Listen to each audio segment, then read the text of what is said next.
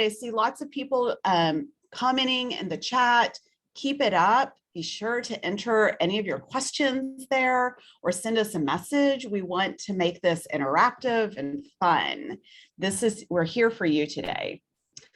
All right, well, we have an amazing guest. I actually reached out to someone at KWRI who handles the Connect Lives.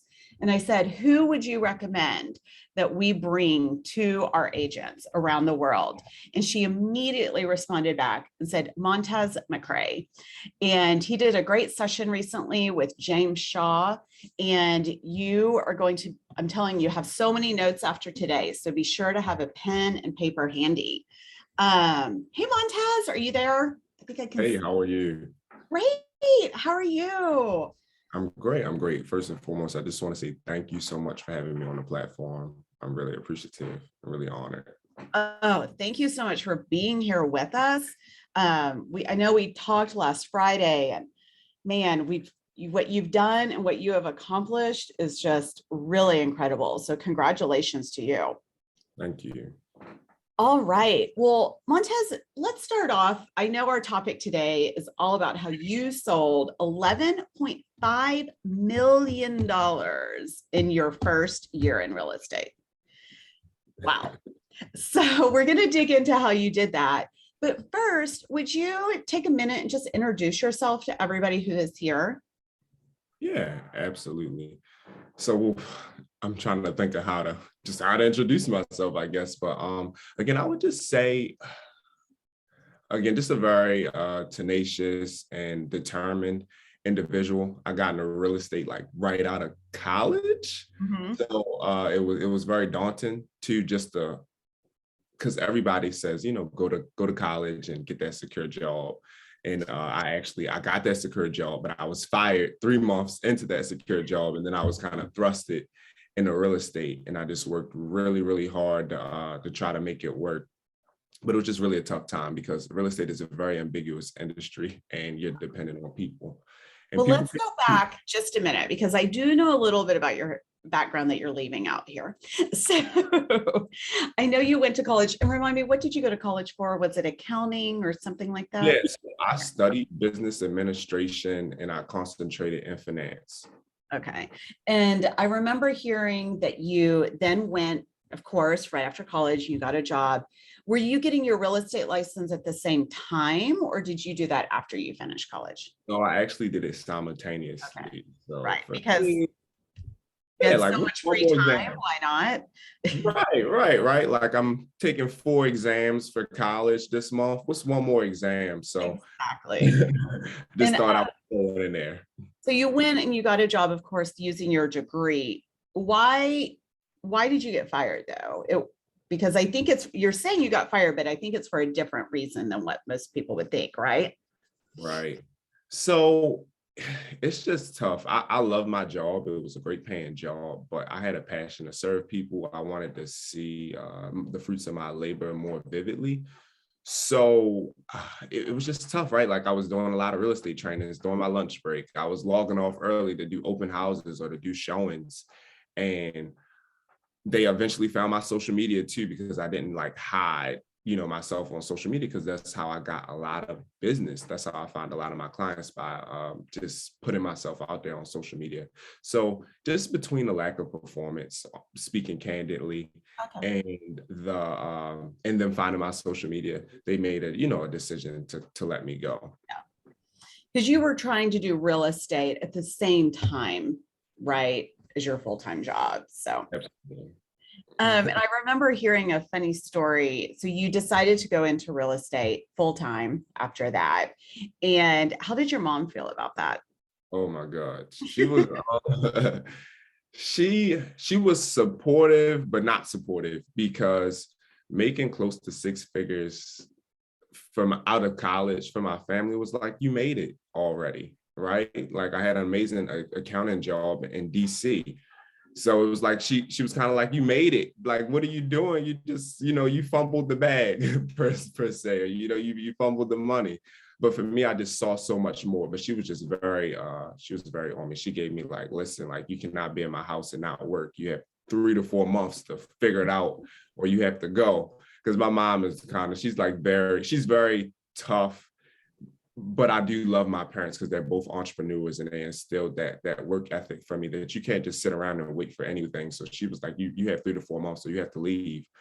Because nobody can be in the house and not work. She didn't really consider it like real estate work, but she just didn't know what went into the industry. However, it all came from a spirit of love because she loves me, but Yeah. she just, So you have this deadline. So your mom has said, all right, you got 3 to 4 months or else you will not be living here anymore. So what did you do? How did you really jump into your real estate career? Yeah, so I tapped into my market center. I went to a lot of the team meetings. I went to a lot of the trainings, just trying to meet as many people as possible. One of my good mentors, he was just like, listen, like have coffee with somebody every day, no matter if it's an agent or if it's a friend that you went to elementary school, just continue to build relationships in every way possible. So that's what I did. I did a lot of trainings because one, I think we talked about it last week. It's not that opportunities don't come to new agents. It's, do you know how to seize those new opportunities? Are you prepared and equipped with what to say, how to effectively communicate your value proposition to that new prospect or client? Because sometimes those opportunities come about, but it's just, people can tell, oh, he or she is not prepared by what you say. And people want to work with somebody who they're 100% confident in to get the job done, especially in this shifting market where skill set is even more important. Absolutely. Well, it's their biggest asset, possibly, right? That they're entrusting with you. So you're pouring in, your market center's pouring into you, it sounds like, going to lots of trainings. I love that you had a mentor. Was that another agent who was your mentor? Yeah, so I've had several mentors, but my most impactful mentor, he mentored me while I was getting licensed. So prior to me getting licensed, I was getting like grade A training from an individual similar to me, African American man who was consistently selling $1 million and $2 million homes in the DC area. So that was important to me because it just it taught me how to present myself. It taught me like how I had to speak, how I had to market myself on social media if I wanted to, potentially do that one day. And then it was nice because I would just literally call him every day. Hey, how's your client Sarah doing? How's Joe doing? And he's like, oh, well, we went to Joe's home inspection today. His dad was there. We had some issues, but this is how I handled it. Oh, worked with Sarah. The appraisal came in low. But this is how I handle it. I was working with Christina, her deal fell through because XYZ happened. And so just by being able to shadow him and him to talk me through each and every one of those scenarios, really, it was invaluable for me. So you're talking to someone new every day. I love that, right? And are these people, how did you even start that? Did you just reach out to everybody that you knew, like your contacts, or did you call agents maybe that you did not even have a relationship with? How did you approach having people every day to talk to? Yeah, so Keller Williams is awesome for new agents. One, because the training is top of the line, is phenomenal. And I'm in a market center of 400 agents. And we have a Keller Williams Facebook page. So that's nice. You can put out questions and, see who's responsive, and like kind of like you get a gauge of people who are like overly willing to help because there are people out there in the market center. You start to engage with those people who are overly willing to help. And then they can be connectors too, because I'm a connector. Like, if you know me, I'll introduce you to my friend, like, to my friends. And so that's how I would meet one person, like maybe go to coffee with one person, walk around the office. They would introduce me to 3 more people. And it's like a growing tree. From there, you start to meet people. And why is that vital? Because again, so I've started to get really busy as an agent. So, and let's just say I have 4 listings on the market. I can only do an open house for 1 listing. So I can give those other open houses to other agents who want to grow their business, because I want as many open houses as possible on my listing. Mm-hmm. On the other end of that is sign calls, right? Because if somebody calls me And because they'd say, hey, Montez McCray, I'm in front of one of your properties on 123 Main Street. I want to see it at 5 o'clock. I might already have another listing appointment at 5 o'clock, but guess who I'll give it to? I'll go ahead and give it to my the agent who maybe has helped me out the most in my business, or the agent who I see working hardest in the office. So I'll just go ahead and give them that free lead. And so that may be a $500,000 transaction for them just by being present, or just because I've been seeing them work hard in the office. That's very much the Keller Williams culture for sure. Well, how did you build a database and a pipeline from the beginning? You know, you're brand new in real estate. You're fairly young, right? You've just come out of college. How did you build your pipeline? Yeah, so for me, I was born and raised in Baltimore in this DMV area, and I played basketball since the 6th grade. So, that always helps, but it's still that whole trust factor. It's still getting out there and doing it. So I was hosting a minimum of 2 open houses a week, and then not just hosting an open house anywhere, like, target neighborhoods, become the neighborhood expert, because people will start to, well, one, if you're doing several open houses between the $300,000 to $500,000 price range, 9 times out of 10, you're going to start to run into the same people, who are populating those open houses, and then becoming a neighborhood expert, being able, when people walk in, being able to have conversation with them, being able to educate them based on like, hey, like, well, what are you looking for? How long have you been in the market? My number one question I ask to people at open houses, hey, like, son, welcome to 123 Main Street. This is a 3-bedroom, 2 full-bath. And one unique thing about this house was, that the original owner has meticulously maintained it from 1990. Like, everything's been original. But the number one question I ask is, have you been doing a lot of open houses or private showings? Mm-hmm. If they say they've only been doing open houses, you might have a chance to convert them, because they might don't have an agent, because that's the only reason they would be going to open houses only. They've been doing private showings, they do have an agent. So now you know who to spend your time with at the open house without running to the paper to see if they check, have an agent or not. But again, just coming off as the market expert, being able to advise them about the community, let them know, hey, like, this 123 Main Street, this is one of the better priced homes in the neighborhood at 300, because a home with the similar square footage and build sold 3 doors down for 320 about 3 weeks ago. So if you plan to offer on this home, you probably want to make sure you offer over ask or offer competitively. Just add value. I love it. Well, what about, as you're building your database from the beginning, so you were very involved in the community, you grew up in the community, right? So you obviously had contacts there already, but how did you meet new people? Did you just focus on doing like cold calls, or did you join any like community organizations, or what did you do from the beginning? Because I know we have a lot of new agents here, and that can feel very daunting, right? Like, that feels really overwhelming when you're becoming an agent. And how do you even get a listing, right? Like, how do you even start with your database and your pipeline? I'll tell you how I got my first listing. It's one of the most unconventional stories ever. Oh gosh, I'm ready. All stems from being a good person and staying in contact with people, right? Following up, the fortunes and a follow-up. But I got my first listing because I served my way through college, and I met this couple. So again, I wasn't doing real estate at the time, but I was waiting tables, and the couple had on "I'm a Future Millionaire" t-shirt. And so it wasn't even my table, but I just went over. I was like, you have to own a business to have a "I'm a Future Millionaire" t-shirt on. What do you do?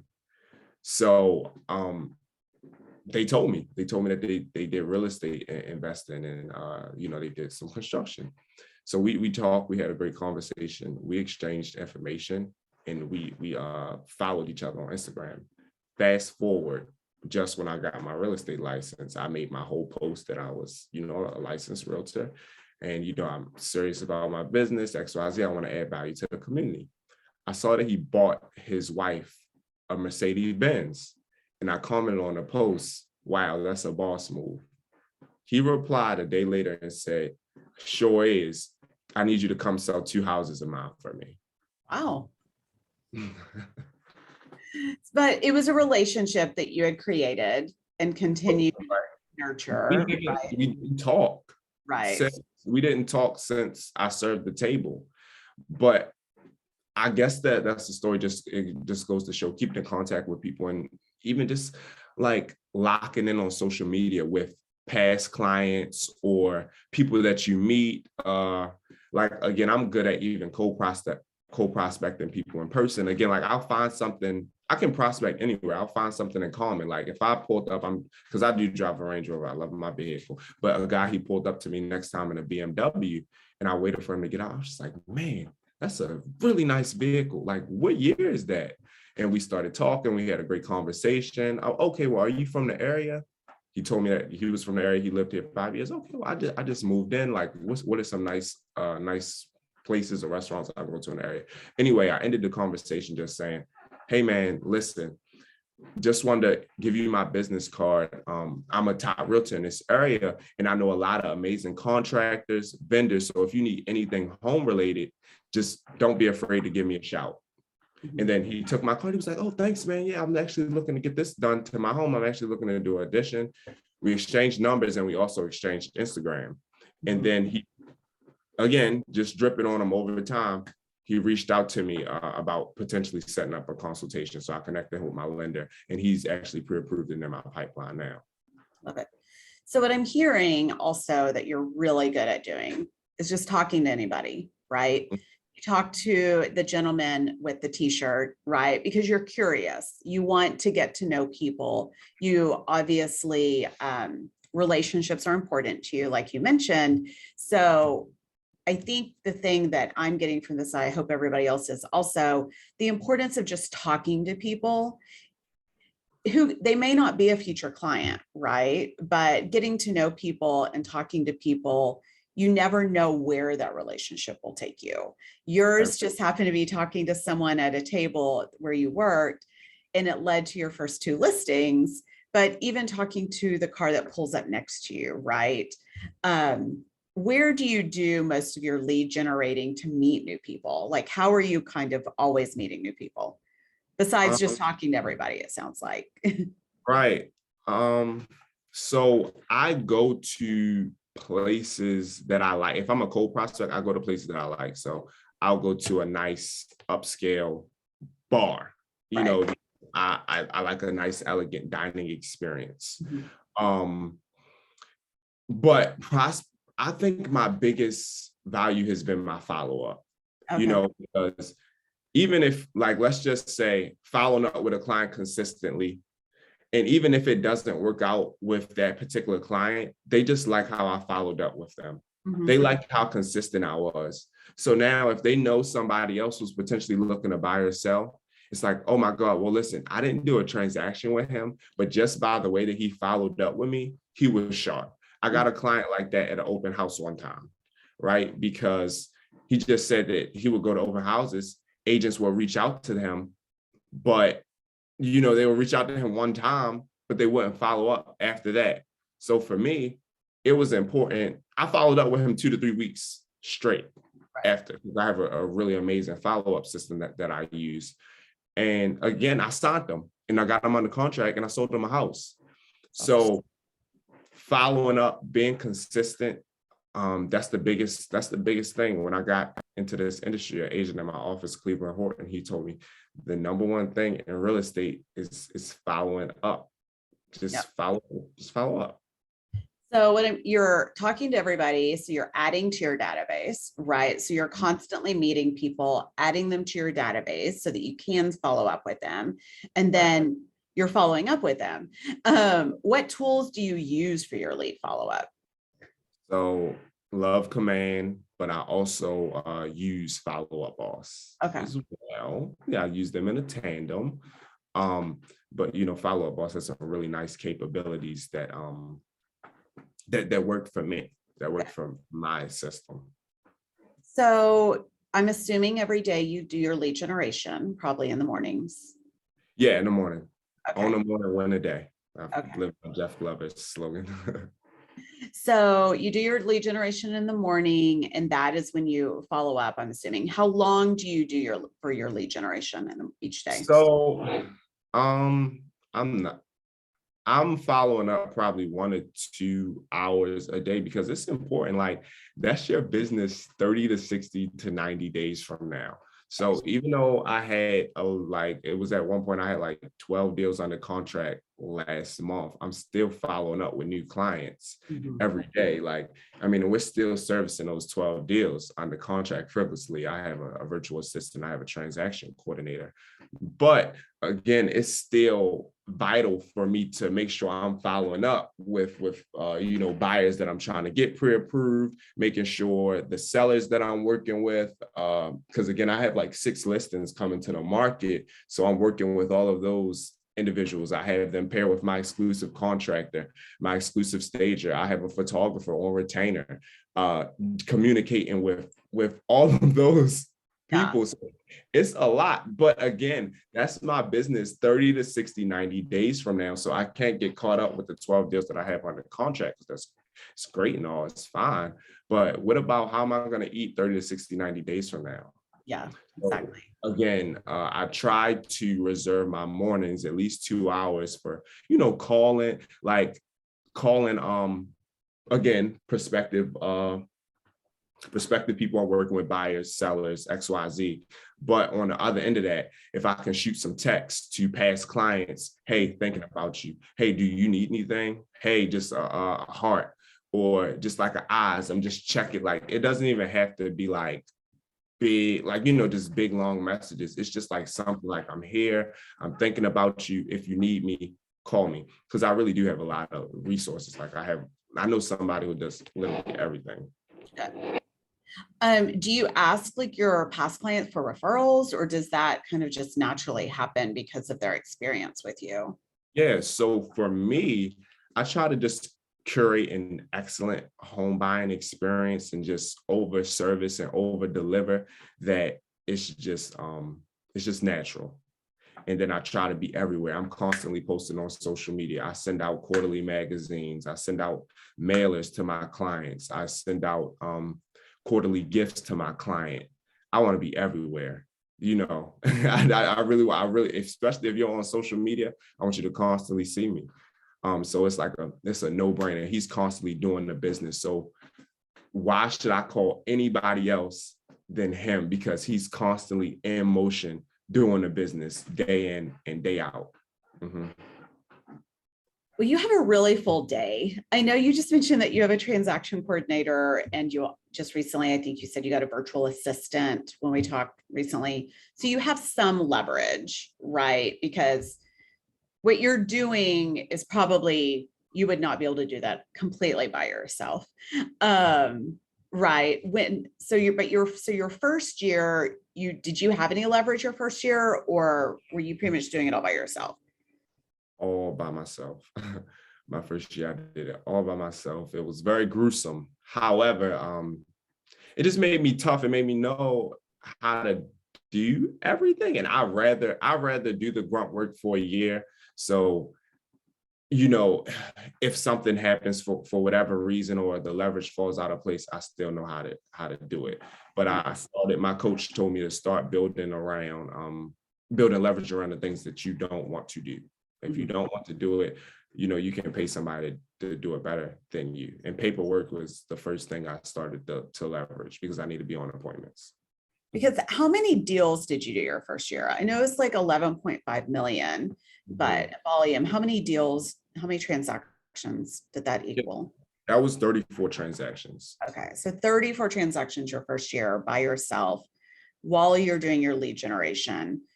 That Mhm. is a lot. So you must have had some pretty good systems in place in order to keep doing that. So I know you mentioned that you used Follow Up Boss. It sounds like you also used Command also to help with that. Did you set up just like a lot of automation in order for people to email and to text people so that you weren't not having to do it manually? Yeah, so a lot of no, well, I still do it, but so I love Follow Up Boss because I have also so many text templates that I mean you can do it in Command too, but I just built it out in Follow Up Boss. I just so have so many text templates, and I have, like, let's just say, if you are, if you were just referred to me, and I know that you're looking to potentially buy in the next 20 to 60 days, I have a lead plan that reminds me to follow up with you every other day for the next 3 weeks. Now, I may not call you every other day, but you're going to stay fresh on my mind, because it's important that I stay on top of you. Because if you feel like I'm not responsive, or if I'm not responsive, you may find another agent. So it's important that I just know I need to probably contact you or stay on top of you every other day. And because it's a lot of things happening in that 3 weeks. Probably initial call with me connecting you with the lender, unless they already come pre-approved, but 9 times out of 10 they don't. Connecting them with the lender, and then following up with them after they get pre-approved with the lender, doing a buyer consult. I do a buyer consult with every buyer, because it's important to set expectations. Because if you just thrust stuff on them throughout the process, it's like, well, you didn't tell me I had to offer 30K over ask, waive the appraisal, and waive my inspection. Like, do you work for the seller? Like, no. So it's important to set expectations from the beginning. And then again, so it's like an intense 3-week process to really getting a buyer onboarded and getting them all my buyers sign an agreement. And again, that's just me knowing how to communicate my value proposition to get them in a place where they feel comfortable signing an agreement with me. Because if you don't, I don't know if I can work with you. And one of the things I was really impressed about with you that you just mentioned was also knowing your value proposition. Mm-hmm. You're a brand new agent a year or so ago. How did you even create a value proposition? How did you even know what your value proposition is? Right. So it's hilarious, but I would just ask to look at some of like, I would ask my team leader, hey, do you know who are the top agents who you make? Can I look at their listing presentation? Can I look at their buyer consult? Success leaves clues. You don't have to reinvent the wheel. That's like a pro tip that I just gave, right? But I literally success leaves clues. I would just look at like the top agents, their value proposition, and see how it fits into mine. I know mine is my relationships, because the fact that I have contractors, the fact that I'm a top 5% agent in the DC, Maryland area. So what does that mean? I know the other top 5% agents. So the moment I post a listing, it has eyes on it. Right. And then again, the top 20% of agents do 80% of the business. So if I know the other top 5% of the agents, we're in a good place. Why? Because they have buyers. So I'm instantly bringing value to my seller, because their listing is going to be spotlighted. Because people are constantly on my social medias and things of that nature. I'm going to do sponsored ads around it. Again, like, I have a military client, and I'm listing her home in like mid-August. The value that I brought her, I said, hey, Mrs. Seller, you won't have to step foot in this home again if you don't want to. Once you hand the keys over, because I'll send my contractor through, I'll send my cleaner through, I'll send my stager through, I'll send my photographer through. And of course, we'll be taking pictures, taking videos, updating you along the way, making sure you're cognizant of the numbers and you approve of all the numbers on the invoices. But you won't have to step foot. The next thing you have to do is to approve the photos, approve the remarks, and then we launch the listing. And people are willing to pay for that service, because now she can effectively do what she needs to do and work her 9-to-5 job, but know that, I'm going to take care of it. And I have a proven track record of the 5 other listings I sold over ask price who went through the same process. Well, and also when you're doing this by yourself, those vendors that you have that relationship with, those are your leverage, even when you aren't hiring someone to be your leverage, right? And do those vendors also give you referrals because you give them referrals? Absolutely. And one thing I learned early, it has to be a win-win situation for everybody. Yeah, it just has to be a win-win situation for everybody, especially when you're constantly, bringing individuals business. But again, it's just a win-win. Everybody communicates with their needs. Hey, I want to do this for my business. I want to curate a more posh feel for my business. So I want to update, my logo. I want to have an upscale client event. and everybody, contributes to that, and they get to hang their signs and things of that nature. But I get another amazing touch that's going to get people talking about Montez McCray and what he does for his clients, how he treats his clients, how he gives back to the community, and things of that nature. So again, you have to have a common goal, and it has to be effectively communicated to everybody. Everybody has to be on board. So what lessons did you learn your first year? Like, looking back at your first year, are there things that you wish you would have done differently? Just what lessons do you see that either you were really successful or you wish you would have done differently? Yeah, so I think a big lesson that I learned was that everybody isn't your client. Everybody isn't going to be your cup of tea. Everybody isn't going to love you. Like I've had 6 clients that have been my Raven fans, that I went out of my way to do like everything for, and they love me. They appreciate me. They text me all the time, like, "Hey, Montez, thank you so much for what you did for my family." And then you could have that 7th client that just, you do more than what you did for the first 6 clients. You go out of your way and you just do everything that you possibly can to curate an amazing experience for them. And they don't appreciate you, or maybe the sale does go through and it's just like, all right, Montez, give me the keys, goodbye. or you end up parting ways. And, and I used to think it was me. It's like, okay, well, what could I have done better, or just where did I drop the ball at? But sometimes people aren't in a space where they can appreciate you. Maybe they're going through a divorce. Maybe they're going through a hard time at work. So, and they're taking it out on you. You might have been amazing. You might have been awesome, but they're just, taking it out on you for whatever reason. So don't beat yourself up. Don't lose sleep at night. Just find more people that's your tribe. Find more people that love you, because you'll be able to realize fairly quickly the people who love you, gravitate towards you, and who really do appreciate you, and who's your client. Focus on more people like them. Nurture them. That's life, right? Also, that's some good life advice, that you can't make everybody happy. So find the people that are your tribe and pour into them, for sure. So now you're in your 2nd year right now, right?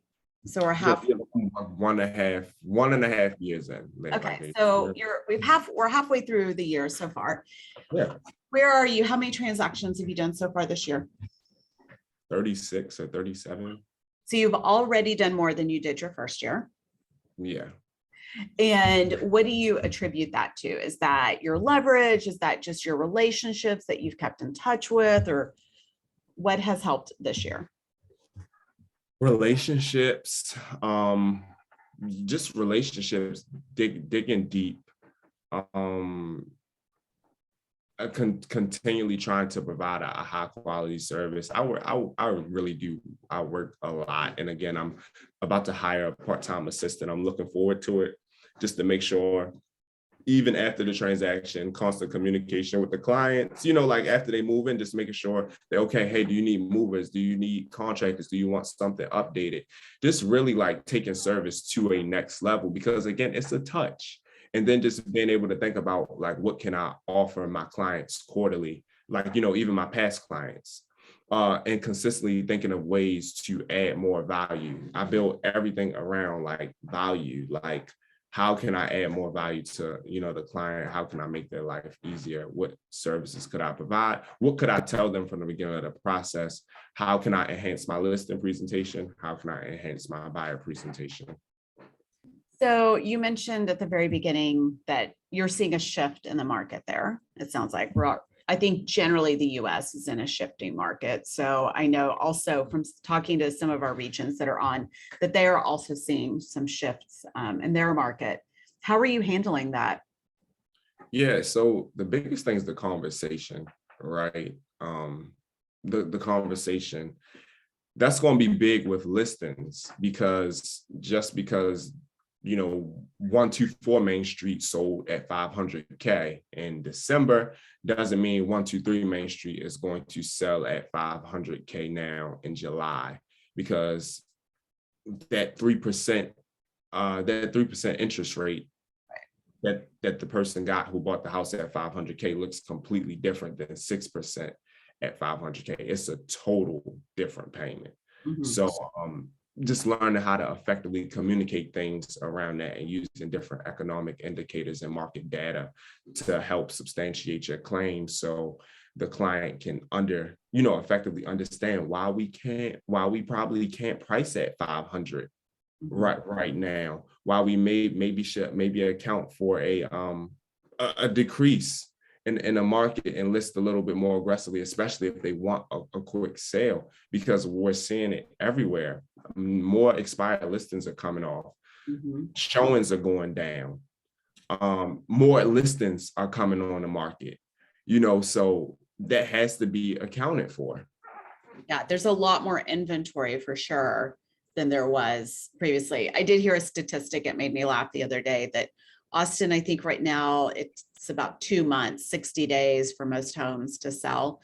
And everybody was like freaking out. We're like, well, a few years ago, it was actually like a year, but everybody forgot that year that it was like that it took previously.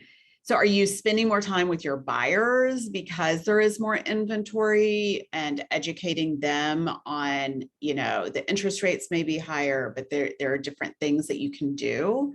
Or how are you pouring into your buyers? Yeah, so just educating them on the different things that we can do the best. Yeah, I mean, because again, interest rates are higher, but marry the property, date the interest rate. When interest rates drop, refinance. And I mean, because again,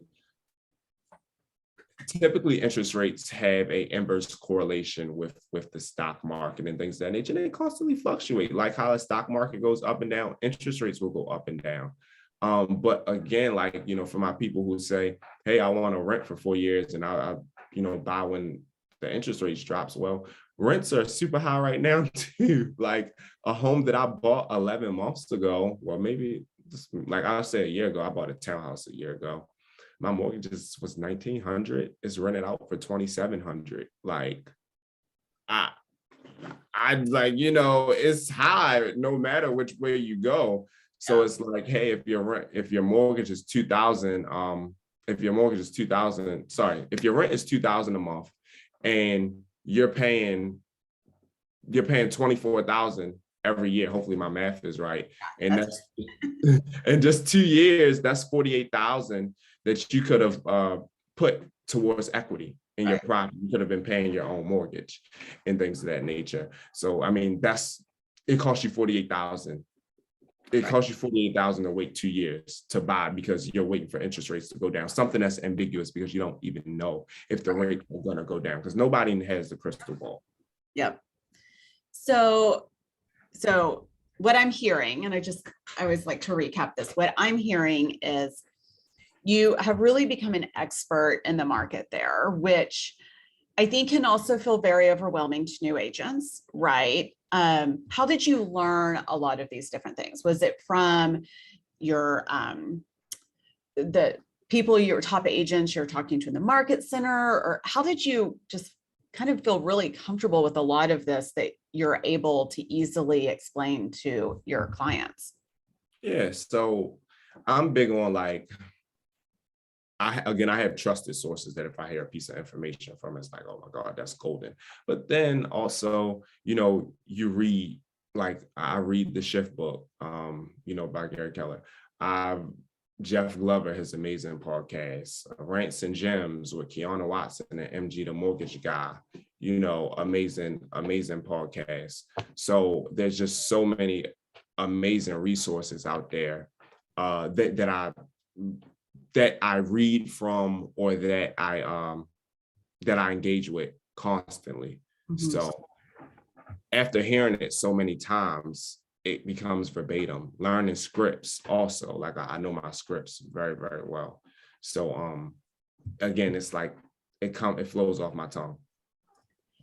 So if everybody right now wants to, you've already done 36 transactions this year. So even if someone wanted to do 10 transactions before the year is up, what would you recommend them to go do tomorrow? Because it's nighttime for a lot of our people already. So what would you tell them to do first thing tomorrow morning? Connect with other top agents in the office. And if they have open houses in your community, you need to be doing at least 2 to 3 open houses a week. Again, know the neighborhood. So before you do the open house, know the comps in the neighborhood, set out signs to do a mega open house. So set out directionals at every corner so you can get a lot of foot traffic. Because again, that's how you're going to get more people who are just stopping by, who are curious, who don't necessarily have an agent yet. Also, reach out to your database, whether it's just sending a handwritten card, just, hey, Aunt Stephanie, thinking about you. And doesn't have to say anything real estate related, but use one of your real estate branded cards, so she knows that you're in the market. Or send something to Uncle Tom. Hey, Uncle Tom, you've been living at 123 Main Street, for a while. It's funny. One of my favorite contractors, a favorite handyman, lives right down the street from you. So if you ever need anything home improvement related wise, feel free to give him a call or give me a call, and I'll set it up for you. Coming from contribution. So just think, how can you add value to others' lives, and the business will really get easier for you. Like for me, it's not about a commission. At this point, it's not about a check. It's about really trying to add value to my clientele's lives or anybody's life that I come in contact with. And I think the only thing I would add to that, based on what you've said today, is to do your follow-up.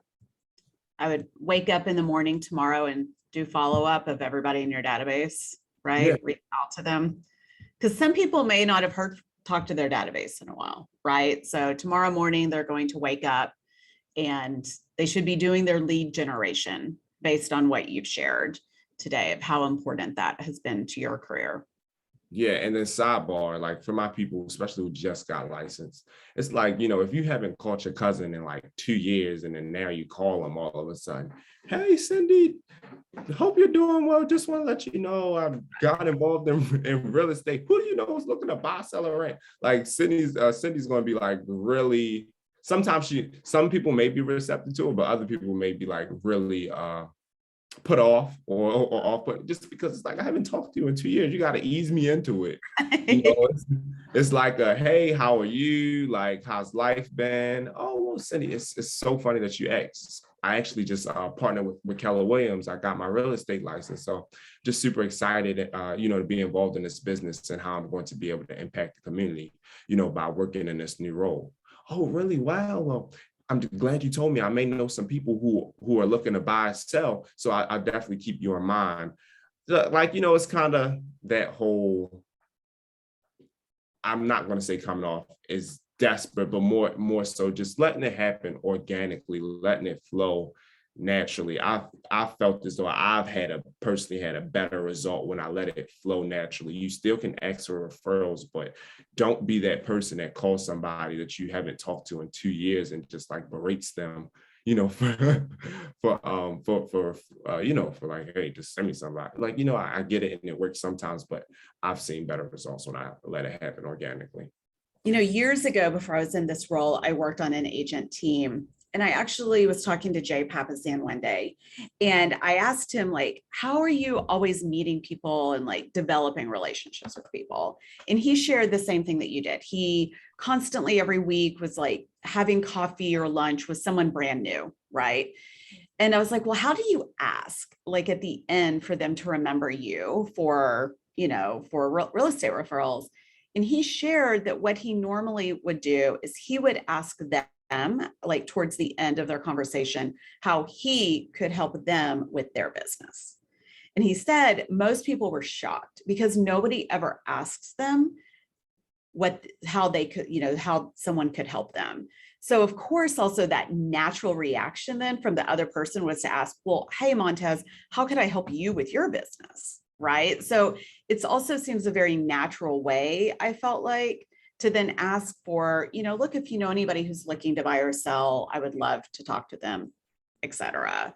And so I think that's, like you were saying, just coming from contribution, right? You want to keep those relationships. And like you said, those relationships may never equal a transaction, but they may not, but you're not becoming in relationship with them necessarily for the check, right? You're becoming a relationship with them because that's the person that you are.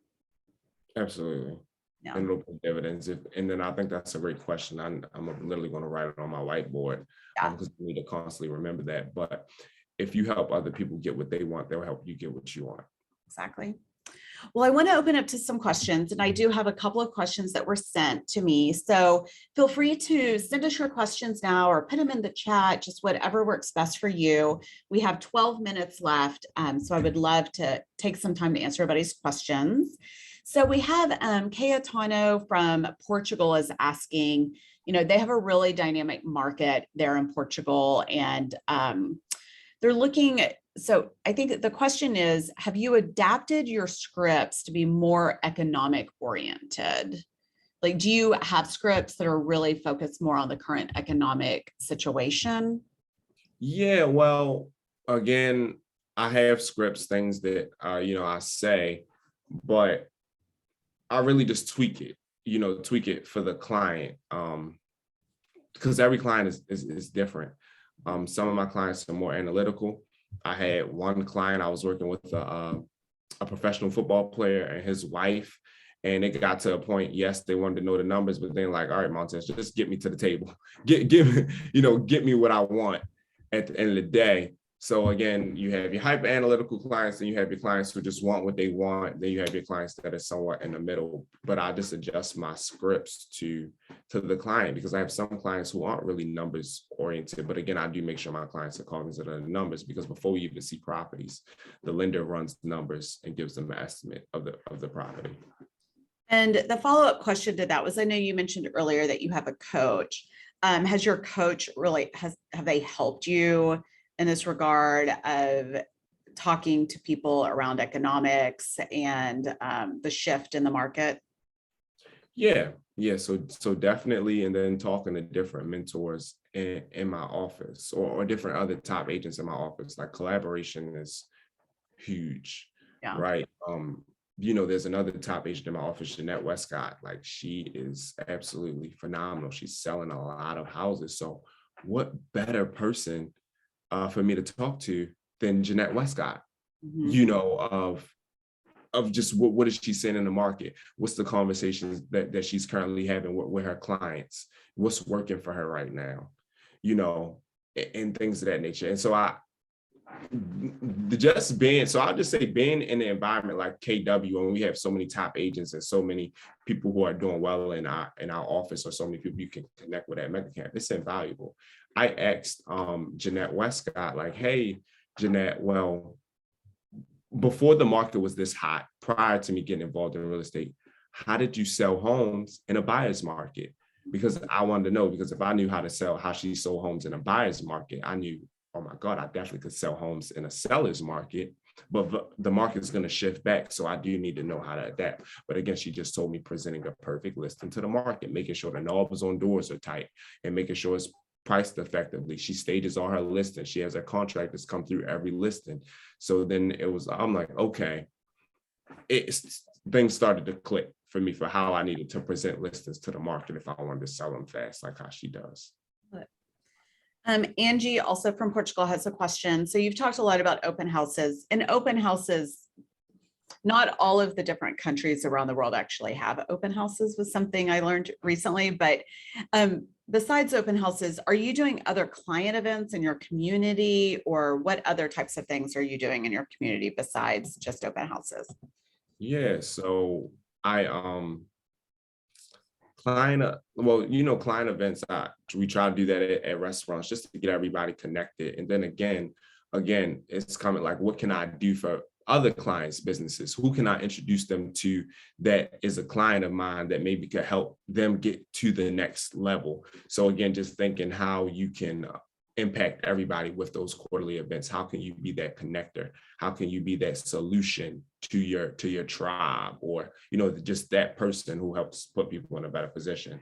But volunteering sometimes too, like KW has Red Day. It's different. I volunteer at my church. Just again, getting my name out there, being a face in the community, being that person that's adding value. So we've got a question from Charles in Malaysia. So he asked, how do you keep your motivation going constantly? Do you have any tips to share? Yeah, so I really credit my parents a lot, just by seeing them. Both of them are self-employed. So just by seeing them go to work every day, sick, tired, happy, sad, or indifferent, just that work ethic, it just made it, for me, it was like kind of like a non-negotiable to work hard. And then my father, I played basketball too. So my father, like every time I tried to make an excuse about something, he would just like yell at me, no excuses, no excuses. I'm like, oh my God, like, please. But like literally, every time I tried to make an excuse about something, he yelled no excuses. But it's something that's followed me to this day, of just like not making any excuses, because there's a lot of things you can make excuses for in real estate. Oh, I went out to celebrate a friend on Friday, so I don't want to do this open house, but no, I'm gonna do it. No excuses. I signed up to do the open house. I need to do it. I'm having a tough client. This client has been a little tough. I really just would like to, in the agreement, but listen, I signed an agreement with this person. Maybe I can get my broker involved. We can sit down and have a conversation and we can get this thing back on track. Or I can partner with another agent who's maybe a little bit more tenured, or maybe a newer agent that has a little bit more patience at this time than I would. And we can still curate an amazing home buying experience for this person, because maybe they just need somebody who's a little bit more hands-on, but I can still serve as a liaison and work the back end. So I guess that no excuses mentality has led to me developing innovative solutions to problems, vice versa, just giving up or throwing the towel in. But I attribute it a lot to my parents, just again, being entrepreneurs, going to work every day, just showing me what it's like to be dedicated to something, and, just to let nothing stop you, no excuses, make it work. We've got another question from Dan. So do you have any suggestions for new agents that often have limiting beliefs that they can't have leads because they're quite new and have no experience? They feel like customers will not trust them. Yeah. So again, I get that, right? But maybe partner with a top agent on the transaction, or partner with another seasoned agent in your office. When you go meet with that client, if you feel like you're going to lose the client, if you go with yourself, say, go, maybe Tony, I don't know, Tony Martin is a top agent in your office. Hey, Tony, listen, I have my aunt. She wants to do a transaction with me. She wants to use me, but also she doesn't want to compromise or miss anything on the sale. Listen, Tony, maybe we can split this transaction. I'll give you 30% of the commission. I take 70%. And really, I kind of would just need you to be CC'd on all the emails and on all the communication. And you kind of oversee the transaction, just so my aunt doesn't feel like she's missing anything that a top agent could potentially do for her in this transaction. And she gets the best of both worlds. She gets to support me, and she also gets the tutelage of a top agent running the transaction. That's Done. a great idea. I love that. I've done it before. Yeah. When I've done it before, when I was new, I wanted a listing in DC, just got my DC license, but found the agent in my office that was selling a lot in Southeast DC. And I gave him a piece of the transaction to put his name on a listing paperwork with me and things of that nature. He still oversee the transaction. He worked the deal with me. Done deal, closed. Gave him 20% of the transaction. I got the sale, and it all worked out. So I would say lean on your market center, lean on mentors around you, and then also make sure you're prepared for the opportunity. Like, if you have to trust yourself first. So make sure you're listening to podcasts, reading books.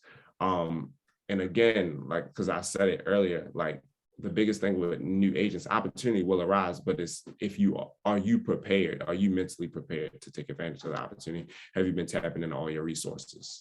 Well, and you probably learned a ton from that experience with working with that agent, which then you were able to take on to other transactions, I bet. Yeah, absolutely, absolutely. Because I knew how to handle a appraisal coming in low from the beginning, or handling a home inspection, which home inspections can be very daunting until you have a system around it. So yeah. We have 2 minutes left and we have one other question. So it looks like Sharon's actually joining us from your area, from Maryland. Awesome. So what advice can you provide for a new agent that is dual careered? Dual career. It's funny, I had a dual career class the other day, but I would just say maybe find an agent that you can partner with, who can assist you, maybe, because if you're confined to a 9 to 5, like, to your desk during the day, sometimes you might have that client that needs to see houses during the day.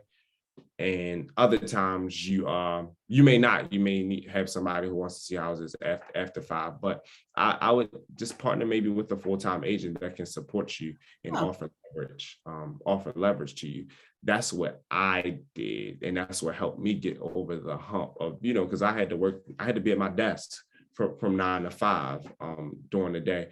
But I think the biggest thing for a dual career agent, you still have to answer your phone. You have to have phone access and things of that nature, because people want answers and they want them quick. Well, and I assume it's probably really hard to do lead generation if you're a dual careered agent, right?